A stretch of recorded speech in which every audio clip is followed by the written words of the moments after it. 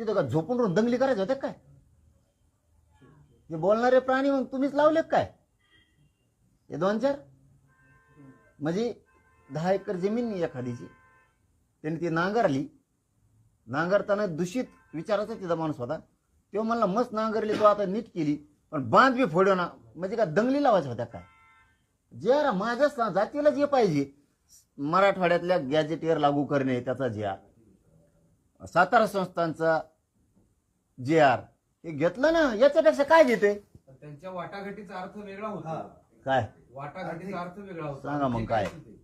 काय सांगा ना मग. म्हणजे जे काही त्यांचा अर्थ वेगळा आहे. म्हणजे मग वाटाघाटी त्यांना विचारल्यावर सांगा. तुम्ही त्यांना तुमचे त्यांचं पत्रकार वाक्य असं आहे, नाहीतर ते असं म्हणाले असते ना की त्यांना जी मागणी होती त्यांना न्याय मिळाला असे शब्द वापरले असते, किंवा जी आर आणि मग काल नाही म्हणले का? शब्द म्हणण्यामागचा काल उद्देश काल काय? नाही म्हणले का मनोज जरांगे पाटील समाधानी आहेत, आम्ही समाधानी आहेत सगळे, आणि सगळा मराठा समाज समाधानी? काल नाही म्हणले का पण राऊत साहेब? पाटील, या आंदोलनाच्या यशानंतर विरोधी पक्षातल्या सगळ्या नेत्यांना चिंता वाटू लागली आहे, म्हणून आता हळूहळू असं बोलायला लागलेत का?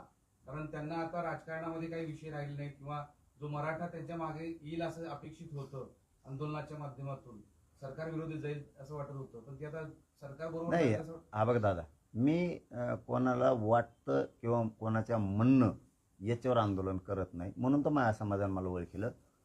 मला आरक्षणच पाहिजे. नाही दिल्यावर मी तशी भाषा बोलतो समोरच्या, हा, विरोधी असो किंवा सत्ताधारी असो. नाही दिल्यावर, मला मिळाल्यावर, माझ्या समाजाला एकदा आरक्षण मागितलेलं दिलं, आम्ही काय म्हणत नाहीत मग पुन्हा.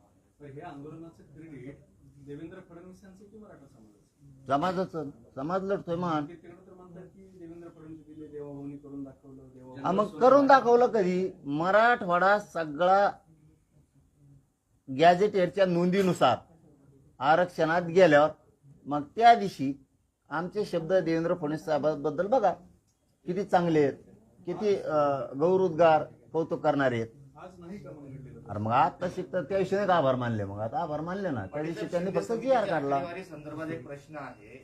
2023 पासून आजपर्यंत शिंदे समितीने 2,21,00,000 डॉक्युमेंट पाहिलेले आहेत. त्यात 47,000 कुणबी नोंदी मिळालेल्या आहेत, आणि त्याचबरोबर त्या नोंदींच्या आधारे 2,38,000 कुणबी सर्टिफिकेट काढलेले आहेत, आणि त्यातील फक्त 8,000 सर्टिफिकेटची व्हॅलिडिटी आजपर्यंत झालेली आहे, आणि उर्वरित 7,000 गावात जे आहेत नोंदी देखील अजून सापडले नाही. त्यामुळं यावरती एक प्रश्नचिन्ह उपस्थित केला जातोय. नक्की फायदा याचा कुणाला होतो असं देखील एक प्रश्न होता. एका प्रश्न असा की तोच प्रश्न होता. तुम्ही जे 58 लाख नोंदी सतत मिळाल्या सांगताय, मुळात मराठवाड्यात फक्त 47,000 नोंदी सापडल्या, बाकी 25 महाराष्ट्र आणि इतर मी